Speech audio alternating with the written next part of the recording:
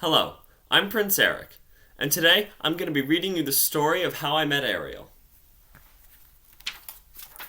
Once upon a time, King Triton, the great sea king, had many daughters who loved the undersea world, but Triton's youngest daughter Ariel dreamed of the world above the water's surface, the world of humans. Ariel and her friend Flounder liked to go to the surface to visit Scuttle the seagull. Scuttle told them all about the human objects that Ariel found at the bottom of the sea. One day, Triton learned about Ariel's trips to the surface, and the Sea King grew very angry. He asked his friend Sebastian the Crab to keep an eye on Ariel.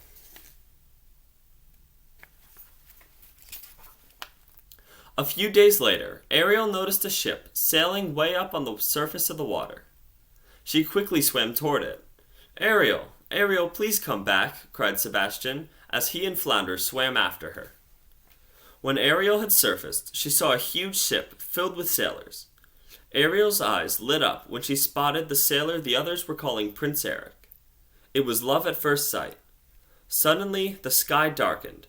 Heavy rain began to fall, and lightning split the sky. The ship was tossed on the waves, and the prince was flown overboard.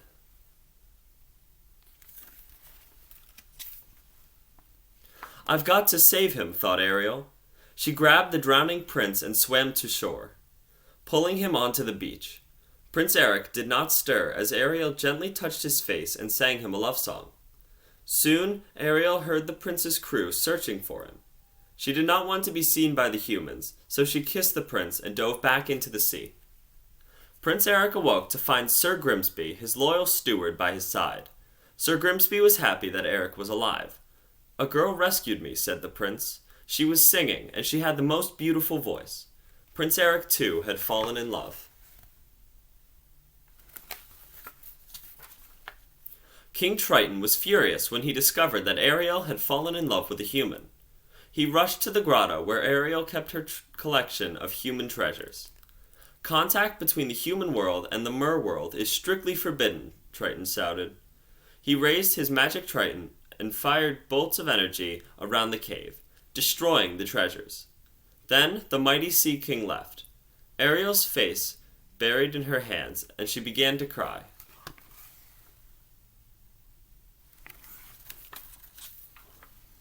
Meanwhile, not far away, evil forces were at work in the Undersea Kingdom. Ursula the Sea Witch, who had once before tried to overthrow Triton, was looking for a way to take over. Through her crystal ball, she could see Ariel crying, and an idea came to her. Ursula sent her slimy eel servants, Flotsam and Jetsam, to Ariel's grotto. There they convinced the little mermaid that Ursula could help her get her beloved prince. Ariel was so upset that she ignored Sebastian's warnings and swam off with the two to meet up with the Sea Witch.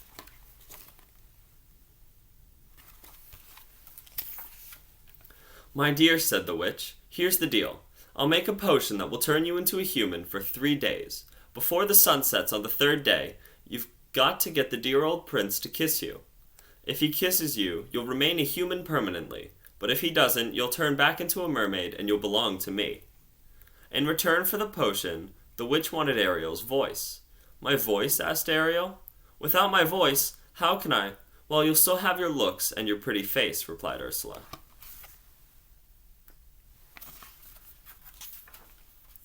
After Ariel agreed to Ursula's deal, an amazing change took place. Ariel's voice flew from her body and was captured in a seashell around Ursula's neck.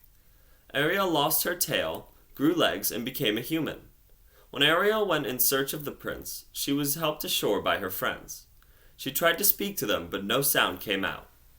A short while later, Ariel saw Prince Eric. The prince had been lovesick ever since first hearing her sing. At first, the prince thought Ariel was the girl who had rescued him, but when he found out that she couldn't speak, he knew he was wrong. Prince Eric felt sorry for Ariel. She needed a place to stay, so he took her back to his palace.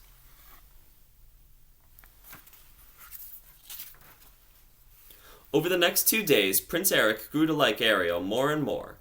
During a romantic boat ride, Ariel was going to kiss Eric when Flotsam and Jetsam overturned the boat. "That was a close one. Too close," said Ursula, who was watching in her crystal ball. It's time Ursula took matters into her own tentacles. The sea witch mixed a magic potion and turned herself into a beautiful young maiden. On the morning of the third day, there was a great excitement throughout the kingdom. Prince Eric was going to marry a young maiden he had just met. Ursula, disguised as the maiden, had used Ariel's voice to trick Eric. He now believed that the maiden was the girl who had saved him from the shipwreck. Ariel was heartbroken.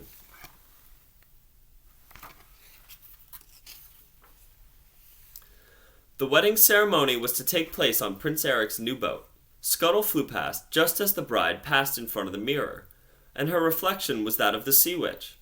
Scuttle rushed off to tell Ariel and the rest of his friends. Sebastian quickly formed a plan.